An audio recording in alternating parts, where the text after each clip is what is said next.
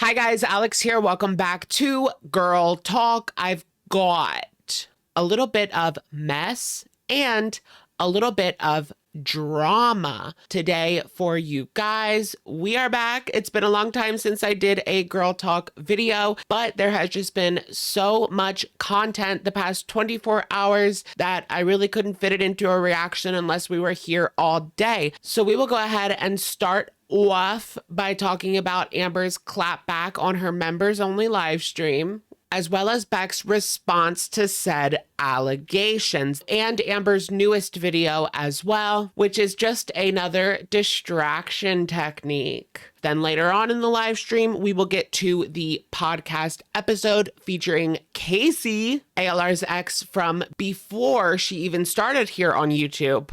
In fact, she was talking to Crystal while she was with Casey, which is something that came up. Amber seems to always have another girl in her pocket, just ready to go in case things don't work out. But if, gosh forbid, you were to do something like that, I mean, there would be all hell to pay. The monster's coming out. I really enjoyed the live stream. I wasn't sure what to expect, but it definitely went well, in my opinion. I did see a lot of criticism about one of the hosts talking over Beck. For a first live show, I think it went pretty well. I mean, just getting the technicals, getting everybody there and for the audio to sound decent, just getting to that point can be difficult. For now, let's just get right into it. I mean, shall we? Dun, dun, dun. So firstly, we're going to talk about Amber's live stream, her super secret live stream from Tuesday night.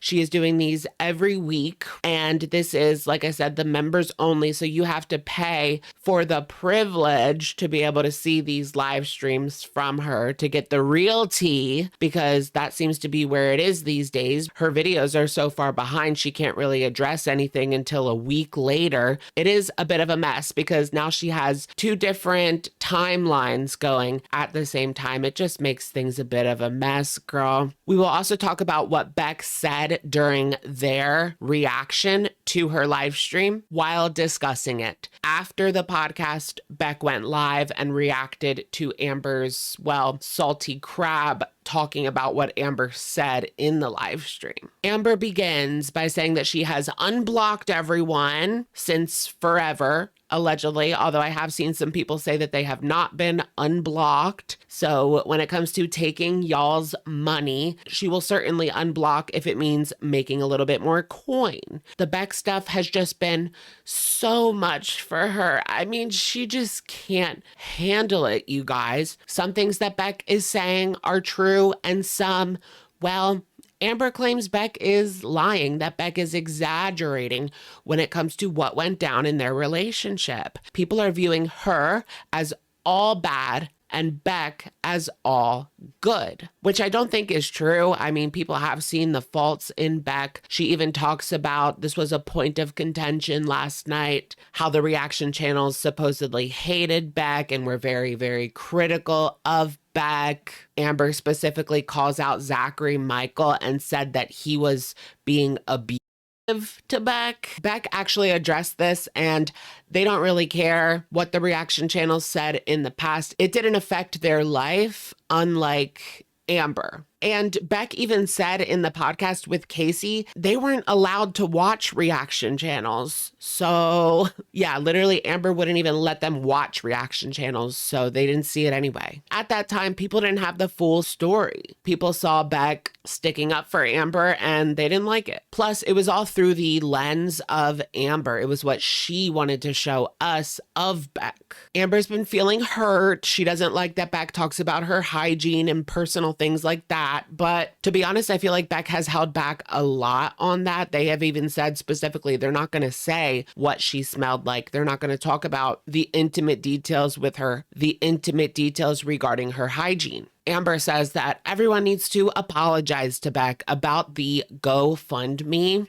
When Beck did other GoFundMes, Amber was one of the first people to throw shade, even though Amber was the one that left them penniless and took their inheritance. But yeah, back in 2019, people criticized the GoFundMe for Beck's mom. because Amber was asking for $3,000 for travel expenses for Beck's mom to get treatment. Meanwhile, she was making over $20,000 a month at that time. I know if it was me, if I was making that much money and my significant other's mother was sick and dying, I would pay if I could, if I had the means. Not everybody has the means, but Amber definitely did.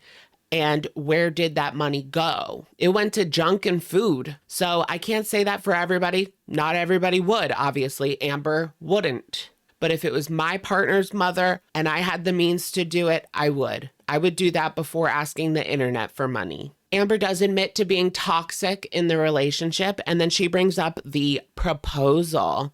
Why did Beck do it? Amber says she doesn't know. She never asked. Then Beck answered, I've been dying to have them answer this question. I didn't want to be insensitive by asking it, but I just really wanted to know why propose after all of this, right? Because they proposed towards the very end of the relationship. I believe at the very end of 2020 was when they proposed, and then the relationship ended 6 months later. Beck says that Amber bought the rings and made it very clear that Amber wanted Beck to propose. So there was definitely pressure there for Beck to propose to Amber at that time. I still don't get it though. Why, dude, why? Amber finally spills the beans and says that she was secretly friends with Beck after the breakup. They hung out, Eric, Ricky, Amber, Beck, Jade.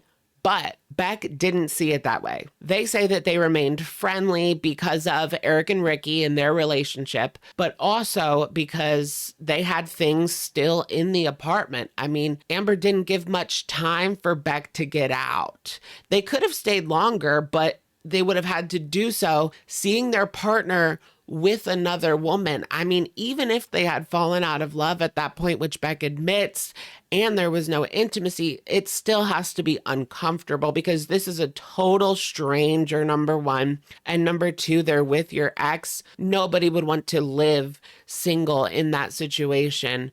No. So they still had stuff there, and mail was being delivered there for Beck as well. So they decided to keep it cordial. I'm assuming it was never Beck's idea to hang out with ALR, right? Any intimacy that Amber was talking about at the time, like putting it on for her audience, Beck says that that was all, an act because they couldn't get past the hygiene / just feeling like a caretaker to her, not like a girlfriend, like a caretaker. There's also this rumor that I saw in the side chat that Jade is married, but I haven't seen anything else regarding it. It just kind of came up during Beck's live stream.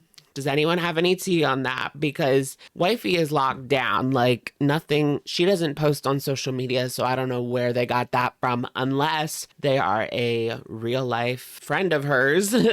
Amber talks about how she has been disassociating for a while now. That has been her favorite buzzword lately. Everything is her disassociating. If she happens to lie about something during one of these live streams, well, you bet she's going to blame it on the fact that she's disassociating. It has nothing to do with her intent. To be honest, I don't think that she is disassociating. I think that she probably has brain fog from C19 that she had just a couple weeks ago. As far as I heard, the brain fog can stick around for quite a while. I think that she just wants it to seem more dramatic than it actually is. So she's going to say that it is disassociating. And then there is, of course, the topic of the inheritance money. Amber stated last week she had a different opinion on the inheritance money. The way that she looked at it was different than the way Beck looked at it. But now this week, she says that it is not true, that it is a lie about the inheritance money. And the reason she gives for it being a lie now is that they had a joint bank account, right? Beck and Amber. It was Beck's account because Amber, there are rumors that she doesn't even have an ID. I don't know. She would need an ID to get her own account now. But Beck clarifies that Amber had a private second account on their bank account, which was where Amber kept the lion's share of the money. That's where she kept all of her YouTube money, and Beck did not have access to that account. If Amber wanted to give her money to go to Walmart to get her stuff or whatever, she would put it in a different account and give Beck the card for that account, right? So this idea that Beck always had access to all the money she made from YouTube is a flat out lie. They only had access to what Amber allowed them to. In the end, it was always Amber that had control of how much money Beck could use from what she made on YouTube. It was not a free-for-all like she made it seem. Beck even said that they couldn't even save change. Like if Amber saw them with like a handful of coins, she would get upset. She would think like maybe they're saving up to leave her just because she had coins. Yeah, girl, they're going to take the piggy bank and run. Amberlynn does admit, though, that she was worried if Beck had that money, that inheritance money, they would have left her sooner than they did. Beck even admits that, yes, that was on their mind. They might have left her at that point if they had access to all the inheritance money. Amber cries. She starts breaking down at this point because she's really upset about the inheritance rumor. She's gotten a lot of hate on Instagram. Another excuse that she uses for taking it is she says that Beck wanted this $6,000 bed. Do you guys remember the $6,000 bed? Amber made sure to brag about it at least, but apparently they didn't like it. They didn't use it. Eventually they were forced to sell it for only $1,000 on Facebook, which meant in the end, Amber lost $5,000. The only reason she told that story about the mattress was because the inheritance was $5,000. She lost $5,000, so she thinks that that justifies it. But the truth is, Beck went into this mattress place and asked like what was the best bed for someone who was very, very big, and this is the bed that they had. Amber could have said no at the end of the transaction if she was there. I don't even know if Amber was there, you know, like she probably sent Beck out to do it for her. But also, they got the bed before Beck got the inheritance check, so it doesn't check out, girly pop.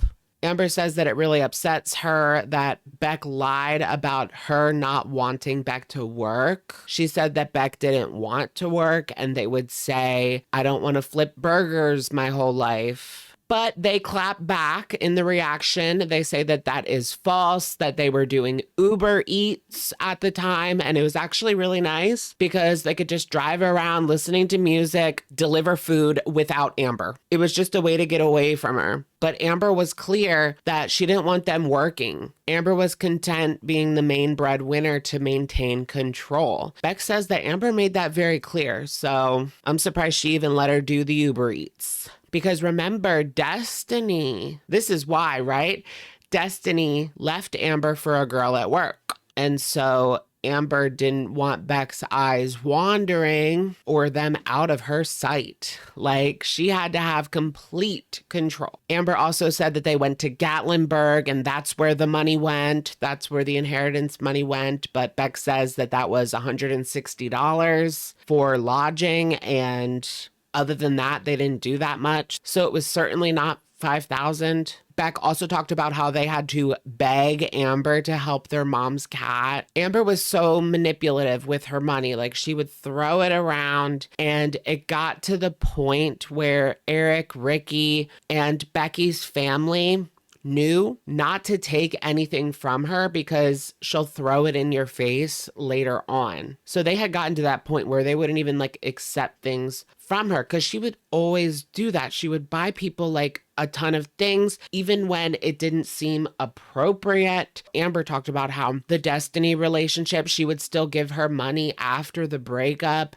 And then when she stopped giving Destiny money, their relationship kind of ended. But really, why are you giving this woman money after your breakup anyway? She had a job. And I'm talking, this was like a couple of years after their breakup that Amber was giving Destiny money. She wasn't giving her money out of the kindness of her heart because she needed help moving on from Amber. No, it was to manipulate her and keep her in her life. And I guess Destiny was happy to take it. There is this like mysterious situation with a bed frame. Beck says that they had to leave this bed frame.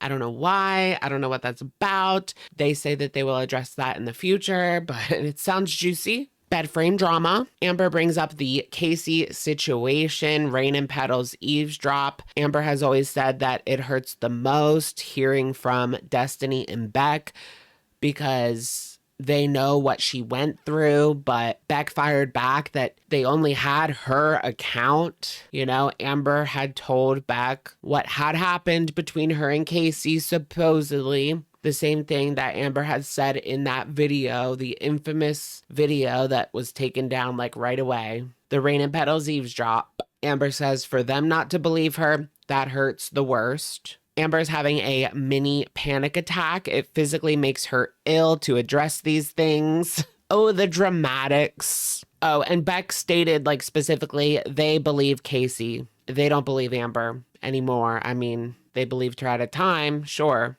But now that they've spoken to Casey, they don't believe Amber anymore. Just to wrap things up, Amber says that she is kind of happy she's not on Ozempic anymore, blah, blah, blah, because she keeps hearing a lot of bad stuff about it. She posted a video today as well, which was called Distraction Tech. No, I'm just kidding. It should have been called Distraction Technique. Look at my XXXXL panties. No, I don't know why she decided to put that as the thumbnail, but it is what it is. Huge torrid haul starting Weight Watchers and suffering in silence. I did sit down and watch it. Yes, she is starting Weight Watchers, and that is her next step in this quote unquote journey. She also talks quite a bit about how she has been eating very poorly lately, about what you would expect. Her mental health isn't good. You guys know whenever she's under fire, same story. So she knows that she needs content when she doesn't have the Ozempic or what I ate today or whatever.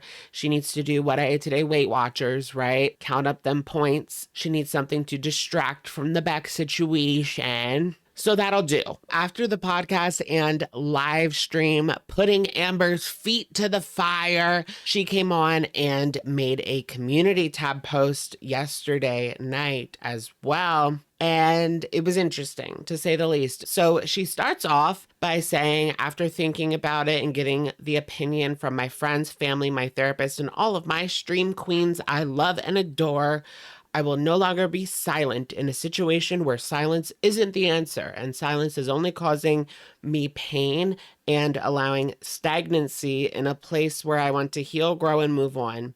I will share my side, but I will only be doing that in my members only live streams. If you want to join, click the link below. So people quickly started calling her out for charging people money if she was going to talk about the Beck situation, if she expected Beck to even see it. Why would she put it behind a paywall? That doesn't make any sense. If she's trying to clear the air, if she's trying to speak her truth, wouldn't she want as many people as possible to hear her words instead of from a reaction channel? So she did follow that up by saying, I can see how doing it behind a paywall loses the authenticity. This doesn't mean I'll take away Tuesday night live streams with Stream Queens.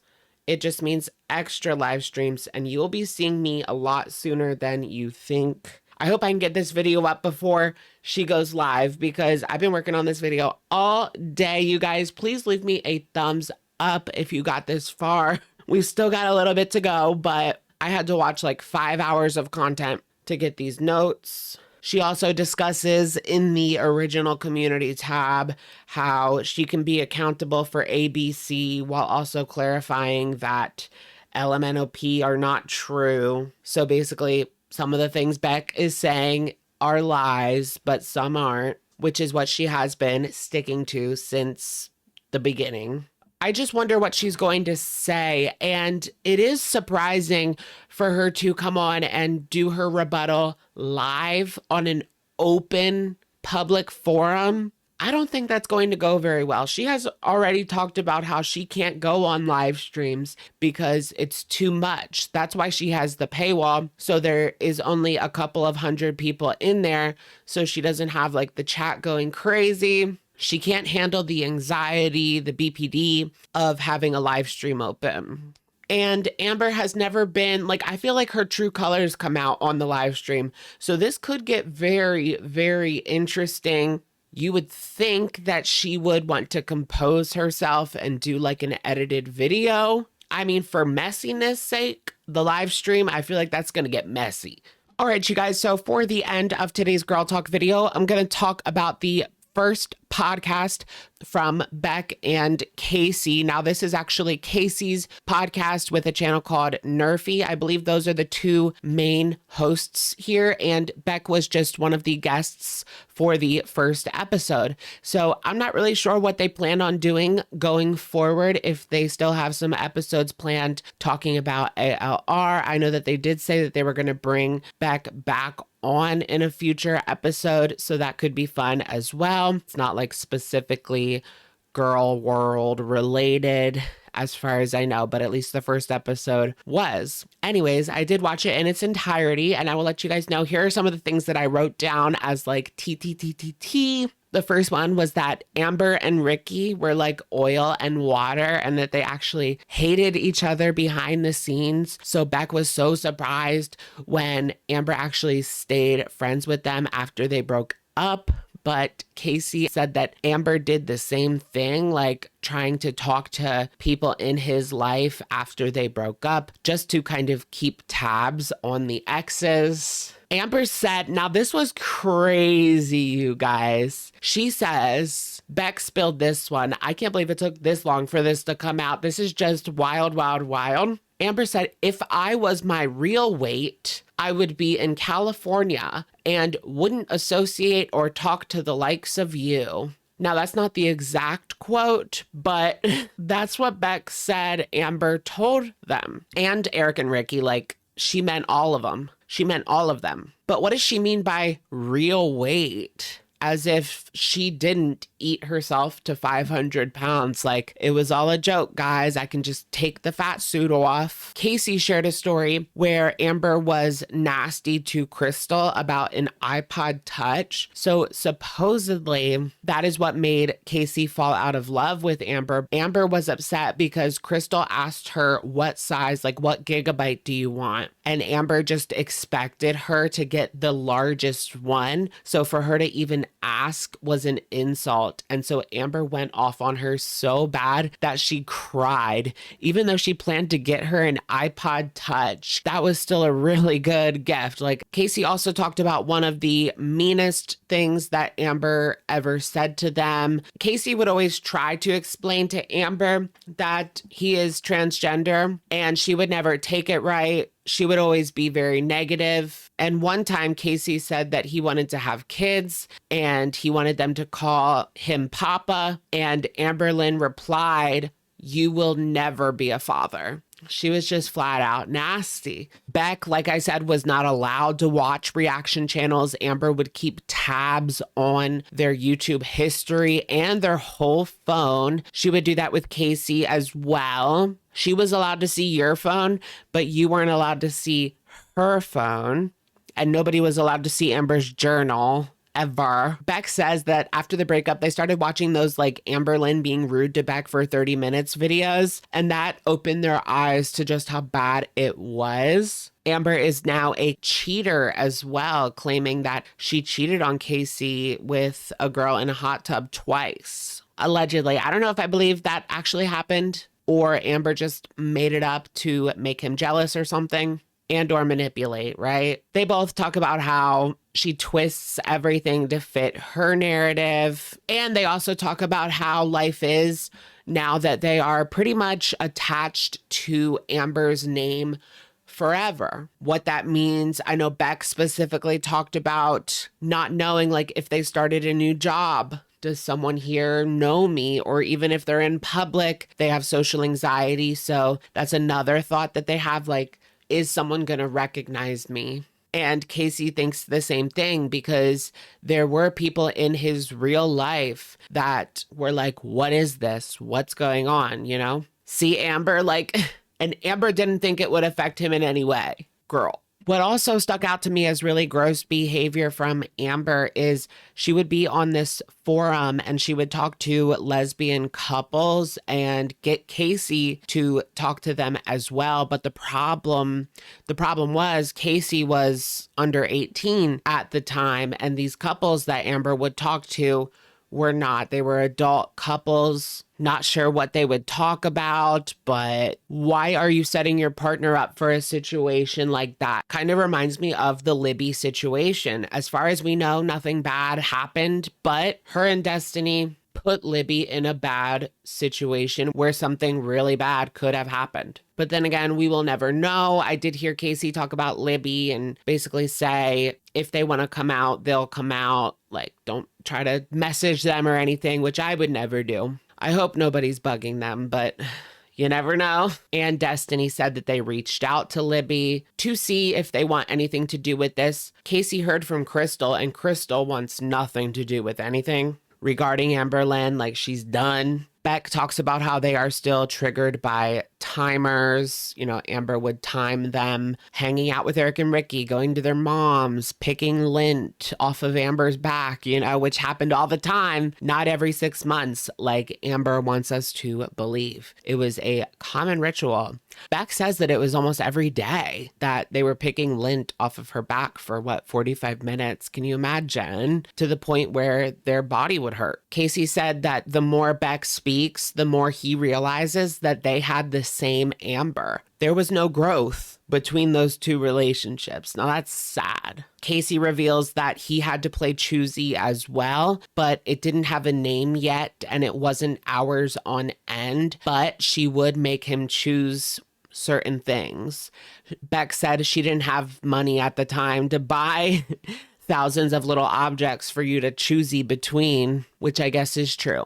One of the hosts, who goes by Nerfy, says that they have BPD and they've been in intensive therapy for 9 years, and they don't believe that Amber has it at all. Beck also agrees, the whole group agrees, they don't think that Amber has BPD, with most of the group agreeing that she could have NPD, narcissistic. And lastly, just something light, something funny. Amber said that she saw a ghost. She couldn't help Beck bring the groceries in because she saw a ghost in the hallway. All right, you guys, so that's going to be it for today's video. Let me know what you guys think in the comments down below. I did enjoy the conversation between Casey and Beck, just hearing them be able to talk and relate on certain things regarding Amberlynn. There's not that many people out there that could say they went through the same thing, right? We know all the people. Wifey doesn't want to talk. Obviously, Crystal doesn't want to talk. Destiny's the one that will talk. Tommy probably no. Maybe Tommy was the one controlling that relationship. Or do you guys think that she's still with Tommy? I know there's a lot of Tommy truthers out there that think that the whole breakup with Emily Thomason was completely faked and it was just so that they could fly under the radar with this relationship and people would stop talking about Emily Tommy because, you know, that's how it goes. But hey, as Beck and Casey told us, there really is no getting out of the Amberverse once you are in. You might leave, but you'll always be a part of the Amberverse. And that was interesting, them talking about how, both of them talking about how this follows them to this day wherever they go. Some people know about this situation and you just never know. Like, like Beck said, if you started a new job, does somebody know? I wouldn't want to be in that position. And also, what do you guys think about all of Amber's lies? Beck definitely did a good job of taking a look at her live stream and going through and being like, nope, nope, nope, nope. Pretty much everything that Amber clarified was clarified with a lie. Like, none of it was actually taking accountability or the truth or whatever. I will be very surprised if she goes through with these live streams and she stays on for like a whole time and actually addresses these things with some modicum of maturity. I just don't see it happening. I mean, she will tell her side of the story and, you know, this is Beck lying. This is true. I was toxic. Woe is me. But at the end of the day, people I don't think, are going to react positively to anything that she puts out in regards to this, because for one, I believe Beck. And, you know, there are two sides to every story. You can only stretch something to fit your narrative so far until it just becomes a lie, you know? And of course, Amber's newest vlog, she's back on the Weight Watchers. That's what we have to look forward to in regards to her. Choosy, Weight Watchers or Octavia. Could this be her final weight loss plan? The one that helps her out once and for all? No. Let me know what you guys think in the comments down below, and I will, of course, catch you guys in the next one. All right. Bye, everyone.